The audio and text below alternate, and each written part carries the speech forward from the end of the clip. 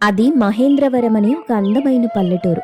ఆ ఊరి చివరన ఉండే ఒక పాత పెంకుటింట్లో రఘురాం, కౌసల్య దంపతులు నివసిస్తున్నారు. వాళ్లది ఒక మధ్యతరగతి కుటుంబం. వాళ్లకి కొడుకులు రాజేష్, రాకేష్, కూతురు కావ్య ఉన్నారు.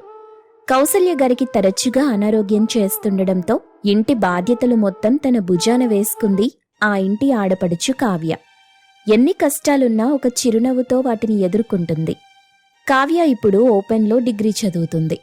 ఒకరోజు ఉదయం వంటింట్లో పనిచేస్తుంది కావ్య. అమ్మా కావ్య, అప్పుడే లేచి వంట మొదలెట్టావా? అసలే నిన్న రాత్రి దాకా ఆ పుస్తకాలతో కుస్తీ పట్టావు. ఇంకొంచెం సేపు పడుకోవచ్చు కదమ్మా. నీ వయసు పిల్లలంతా ఈ టైంలో హాయిగా నిద్రపోతారు. అమ్మా, నేనెక్కువసేపు పడుకుంటే ఇంట్లో పనులన్నీ ఆలస్యమైపోతాయి. నీకు టైంకి మందులు వెయ్యాలి, నాన్నగారికి కాఫీ ఇవ్వాలి, అన్నయ్య పొలానికి వెళ్ళాలి కాబట్టి అన్నయ్యకి భోజనం కట్టాలి. ఇన్ని పనులు పెట్టుకుని నేను నిద్రపోతే ఎలా? పని చేస్తేనే కదా కడుపు నిండుతుంది. నీ మాటలే నాకు ధైర్యం తల్లి. నా ఆరోగ్యం సహకరించక నీకు ఈ వయసులోనే ఇన్ని బాధ్యతలు. నిన్ను చూస్తుంటే ఒక పక్క గర్వంగా ఉన్నా మరో పక్క నీ చదువెక్కడ పాడవుతుందోనన్న భయం వేస్తుంది. పిచ్చి అమ్మ, అమ్మ సేవ చేసుకునే భాగ్యం అందరికీ దొరుకుతుందా చెప్పు? నువ్వు తొందరగా కుర్చీలో కూర్చొని నాకు ఆర్డర్లు వేస్తే చాలు. అప్పటిదాకా ఈ మహేంద్రపుర సామ్రాజ్యానికి నేనే రాణిని. నీకేం పర్వాలేదు, నా చదువు నేను చూసుకుంటాను. అంతలో రఘురాం కాఫీ కోసం లోపలికొచ్చారు. ఏంటమ్మా, తల్లి కూతుళ్ళ ముచ్చట్లు అప్పుడే మొదలయ్యాయా? కావ్య, నా కాఫీ రెడీనా? ఈరోజు మార్కెట్కి వెళ్ళాలి. ఇదిగోండి నాన్నగారు, మీ స్ట్రాంగ్ కాఫీ. అన్నట్టు రాకేష్ అన్నయ్య ఫోన్ చేశారా? ఈరోజు పీజీ రిజల్ట్స్ వస్తాయన్నారు కదా. అన్నయ్య పాస్ అయితే మనకి మంచి రోజులొచ్చినట్టే కదా. ఇంకా లేదు తల్లి, మనమందరం ఇక్కడ కష్టపడటం వల్ల వాడు పట్నంలో ఉండి బాగా చదువుకుంటున్నాడు. పెద్దోడు రాజేష్ పొలంలో కష్టపడి పంపుతున్న డబ్బు వృధా కాకూడదు. చిన్నోడు రాకేష్ బాగా చదువుకొని మంచి ఉద్యోగంలో చేరితేనే రాజేష్కి కొంచెం విశ్రాంతి దొరుకుతుంది. అవును నాన్న, అన్నయ్య పాస్ అవుతాడులే. తనకి చదువంటే చాలా ఇష్టం కదా. వాళ్లలా మాట్లాడుకుంటూ ఉండగా రాజేష్ పొలం నుండొచ్చాడు. రాజేష్ కష్టజీవి. ఇద్దరినీ చదివించే స్తోమత తన తండ్రికి లేదని అర్థం చేసుకుని తన తమ్ముడిని గొప్ప చదువులు చదివించాలని ఇంటర్తోనే చదువాపేసి తండ్రికి తోడుగా నిలిచాడు రాజేష్. కావ్య, కొంచెం మంచినీళ్ళు ఇవ్వమ్మా. పొలం దగ్గర గట్ల మీద పని ఎక్కువగా ఉంది. ఎండ కూడా అప్పుడే ముదురుతుంది. అన్నయ్యా, నువ్వు చాలా కష్టపడుతున్నావు. నా కోసం, రాకేష్ అన్నయ్య కోసం నీ చదువు ఆపేశావు. కనీసం నీ ఆరోగ్యం మీద కూడా శ్రద్ధ ఉండదు నీకు.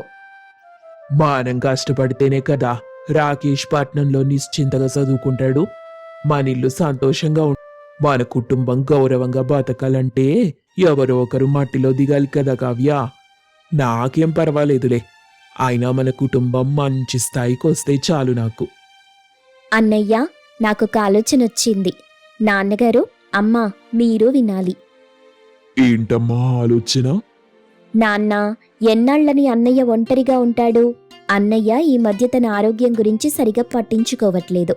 అందుకే అన్నయ్య ఆరోగ్యం పట్టించుకోవడానికి ఒక మంచి వదినని చూసి పెళ్లి చేద్దాం. వదినొస్తే అన్నయ్య కష్టం పంచుకుంటుంది, అమ్మకి సాయంగా ఉంటుంది. అసలే అన్నయ్య వయసు కూడా పెరిగిపోతుంది. అమ్మా కావ్య, మన ఆర్థిక పరిస్థితి నీకు తెలిసిందే కదా. ఇప్పుడు పెళ్ళంటే పెద్ద ఖర్చు. రాకేష్ చదువుకు, ఇంటి ఖర్చులకి మన డబ్బు సరిపోవట్లేదు. ఇప్పుడు రాజేష్ పెళ్ళంటే మళ్ళీ ఎక్కడ అప్పు చేయాల్సి వస్తుందోనని నాకు భయంగా ఉంది. అవునులే కావ్య, నాన్న చెప్పింది నిజమే. నాకిప్పుడే పెళ్ళొద్దులే. రాకేష్ సెటిల్ అవ్వనివ్వు, నీ పెళ్ళవనివ్వు, అప్పుడు చూద్దాంలే. చూడు నాన్న, అన్నయ్య తన కోసం ఎప్పుడూ ఏమీ అడగలేదు. కనీసం తనకొక తోడునిచ్చే బాధ్యత కూడా మనకి లేదా? డబ్బులు పొదుపు చేసైనా ఈ పెళ్లి చేద్దాం.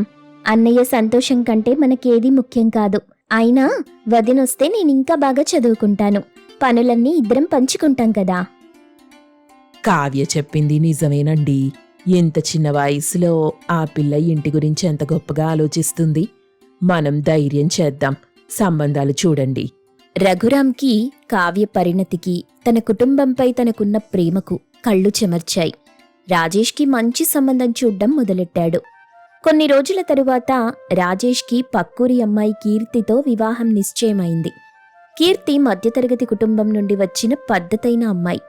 కట్న కానుకల కంటే గుణమే ముఖ్యమనుకున్న రాజేష్ వాళ్ల కుటుంబానికి కీర్తి సరిగ్గా సరిపోయింది. పెళ్లి వేడుకలు చాలా నిరాడంబరంగా జరిగాయి. కావ్యే ముందుండి అన్ని పనులు చూసుకుంది. కీర్తి వచ్చి నెల రోజులైంది. ఇంటి వాతావరణం పూర్తిగా మారిపోయింది. కొత్త కోడలొచ్చినా కావ్య తన పద్ధతి మార్చుకోలేదు. కీర్తికి పనులు నేర్పిస్తూ తనని సొంత అక్కలా చూసుకుంటుంది.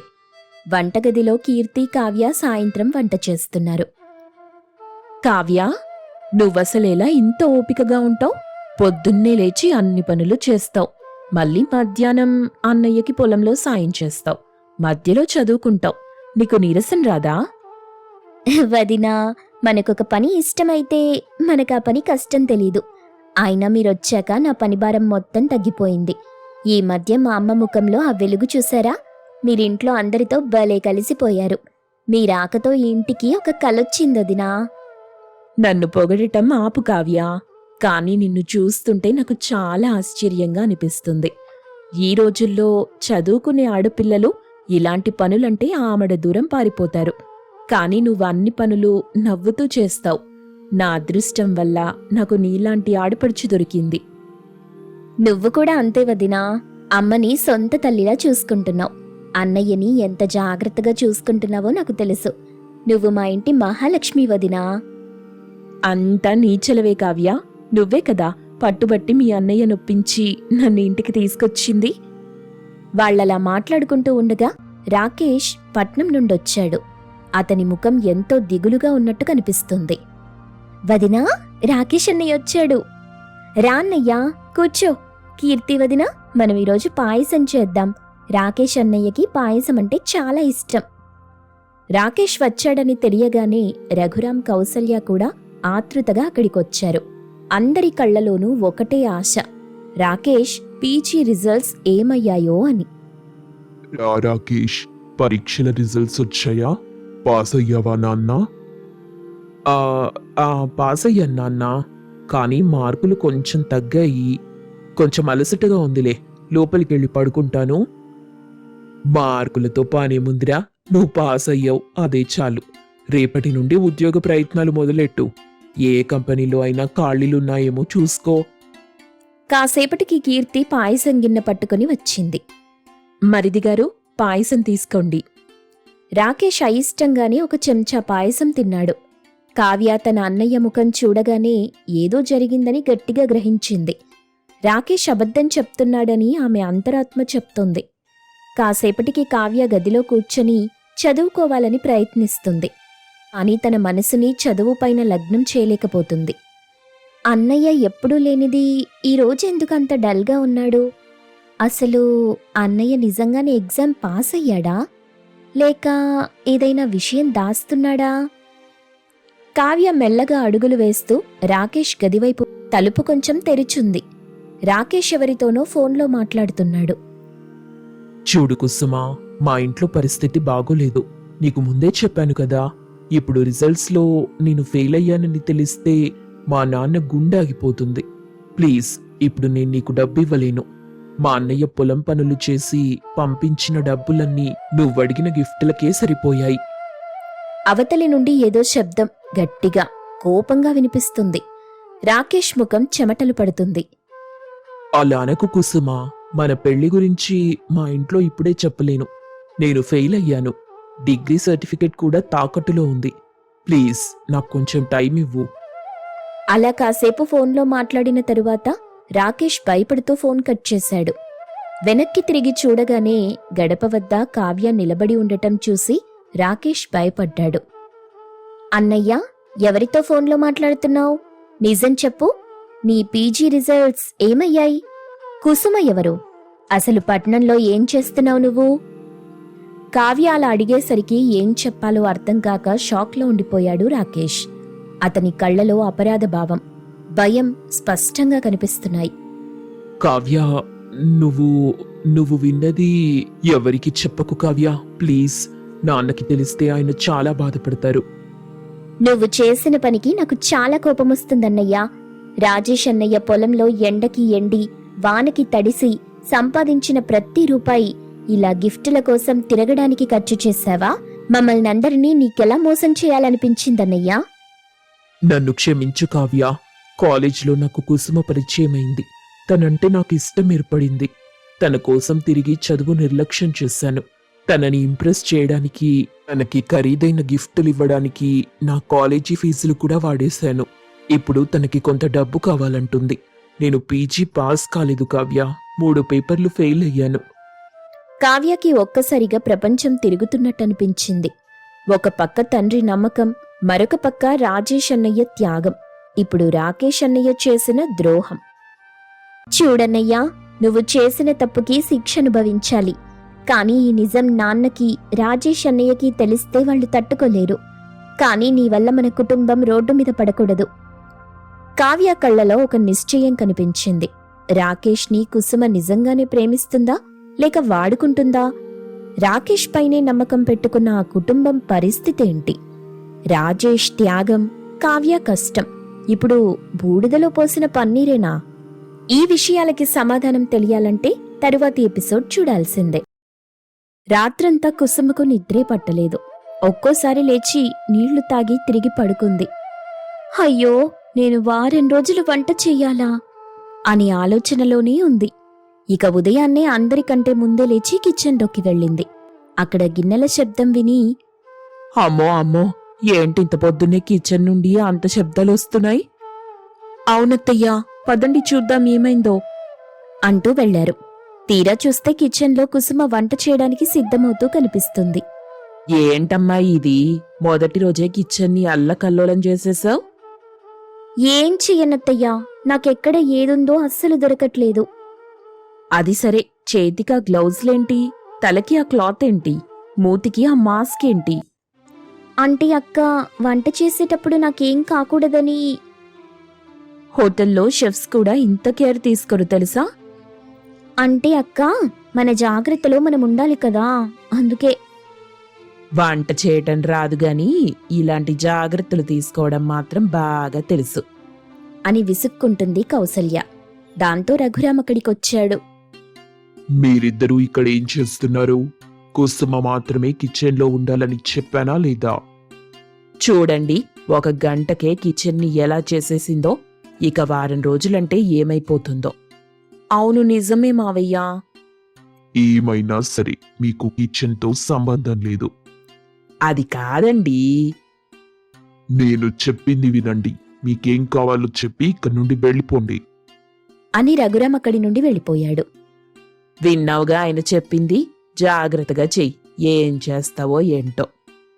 కానీ నాకు మాత్రం టైంకి టిఫిన్ టేబుల్ మీద ఉండాలి అని చెప్పేసి వెళ్ళిపోయారు. కాసేపటి తరువాత కుసుమ తను చేసిన ఐటమ్స్ని టేబుల్ దగ్గరికి తీసుకొస్తుంది. ఏంటమ్మా, ఈరోజు నీ చిన్న కోడలు వంటలేనా? అవునరా, మీ నాన్నగారు చెప్పారుగా, ఈ వారం అంతా ఇంతే. అయితే మీరంతా కడుపు నిండా తినండి, నేను బయటికెళ్ళిపోతాను అని చెప్పేసి వెళ్ళిపోయాడు. రాకేష్ కూడా అదే చెయ్యబోతుంటే, ఒరేయ్, ఏంట్రా మీకు ఆటలుగా ఉందా? సైలెంట్గా కూర్చో నువ్వు.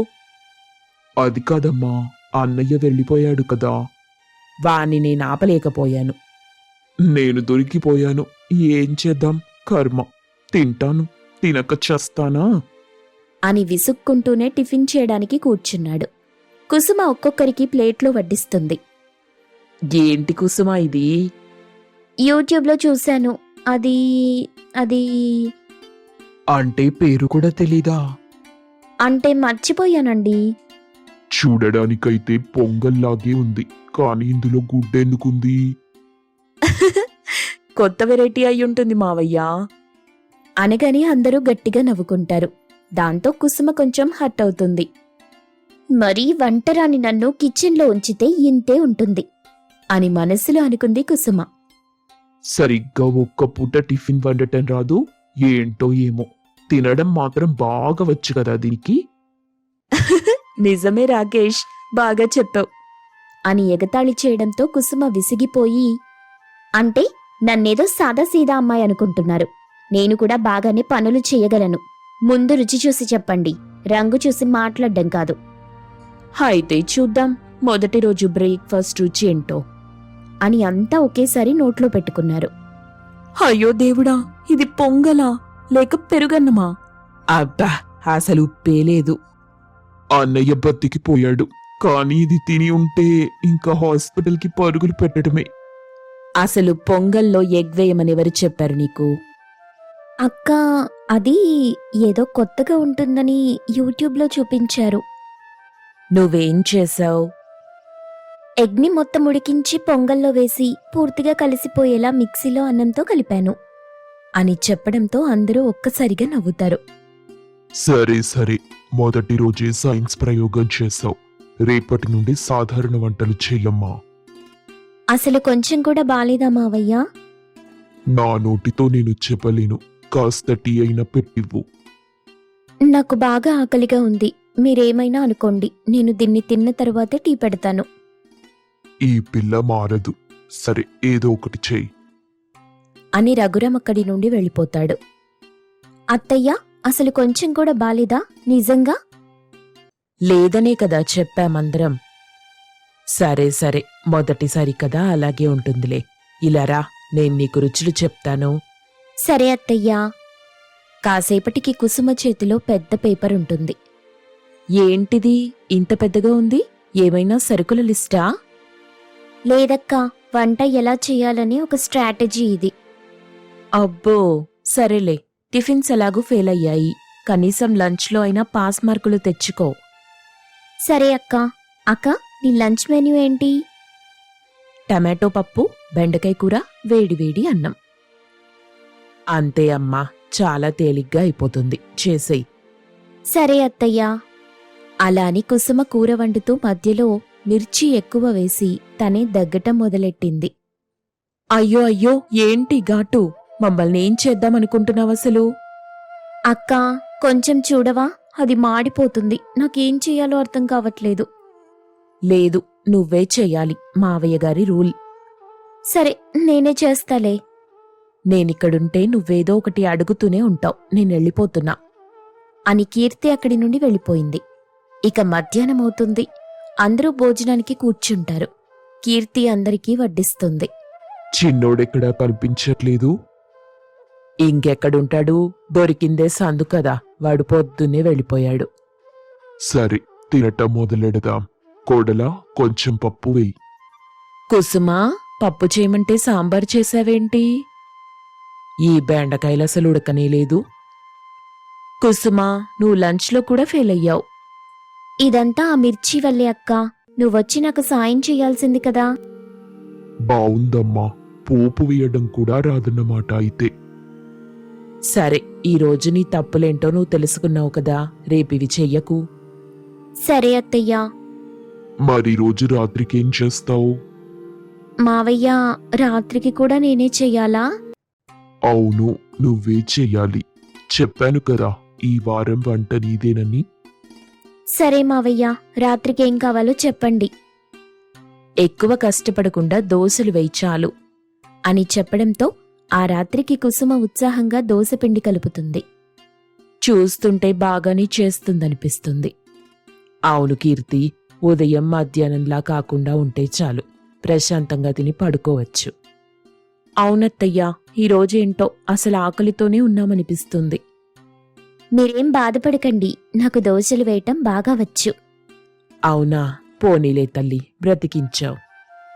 కాని కుసుమ దోశలు వేయటం మొదలెట్టగానే వేడికి పెనం బాగా కాలి దోశలు మాడిపోతాయి. అబ్బా, మాడు వాసన ఎక్కడి నుండొస్తుందో ఏంటో. కుసుమ దోశలు వేస్తానంది, బహుశా అక్కడి నుండొస్తుందేమో. పద పద. కుసుమా, ఏంటి, ఏం చేస్తున్నావు? అసలు ఆ పెనం అలా మార్చేసావేంటి? ఏమోనండి, నేనలా వెళ్ళొచ్చేలోపు ఇలా అయిపోయింది. దోశలు బాగా వేస్తాను, నాకొచ్చు అని చెప్పావు కదా.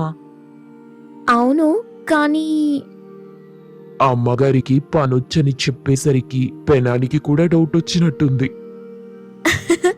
బాగా చెప్పావు రాకేష్ అని జోకులు వేసుకున్నారు. ఇంతలో రఘురామ్ అక్కడికొచ్చి, మొదటి రోజు breakfast fail, lunch fail, dinner కూడా ఫెయిల్. కానీ చెప్పే రీతిలో చెప్తే మాత్రం నేర్చుకుంటుంది, మరేం పర్లేదు. రేపు నువ్వు కొత్తగా ఏం చేయబోతున్నావు? రేపా? రేపు చాలా సింపుల్గా చేస్తాను. ఏంటి? అదే అక్క, పూరీలు. ఆహా, చూద్దాం మరి. ఆ మరుసటి రోజు అందరూ లేచేలోపే కుసుమ లేచి సైలెంట్గా వంట మొదలెట్టింది. ఏంటి ఇవాళిలా నిశ్శబ్దంగా మంచి వంట చేస్తున్నావే? అక్క, నేను నిన్న రాత్రి చాలా వీడియోలు చూశాను. అందులో వంట అనేది మనసు పెట్టి చెయ్యాలి అన్నారు. రాకేష్ కూడా వచ్చి ఆమె వంట వాసన చూసి ఆశ్చర్యపోయాడు. నువ్వే చేసావా ఇవన్నీ? అవును, నేను కూడా చెయ్యగలనని రుజువు చేస్తాను. ఇది మా తిండిబోతు కుసుమేనా? అవును, కానీ ఇప్పుడు తినేవాళ్ళకి కూడా బాగా పెట్టాలనిపిస్తుంది అని అనడంతో అంతా ఆశ్చర్యపోయారు. ఆ రోజు కుసుమ వంటలు బాగా చేస్తుంది. దాంతో రఘురాం, అరే, నీ వంటలో చాలా మార్పు వచ్చింది. కానీ కిచెన్ మేనేజ్మెంట్ లో ఇంకా మార్పు రావాలి. అవును, ఇక నుండి నువ్వు వండడమే కాదు, సరుకులు, ఫ్రిడ్జ్, పదార్థాలు ఇలా అన్నీ నీ బాధ్యతే. అమ్మో, అది కూడా నేనే చేసుకోవాలా? అవును, ఎందుకంటే వంట చేసేవాళ్ళు ఇంట్లో ఏముందో ఏం లేదో చూసుకోవాలి. అని అనడంతో కుసుమకు మళ్ళీ కొత్త తలనొప్పి మొదలైంది. కుసుమ ఎలా మేనేజ్ చేస్తుందా అని అందరూ ఎదురు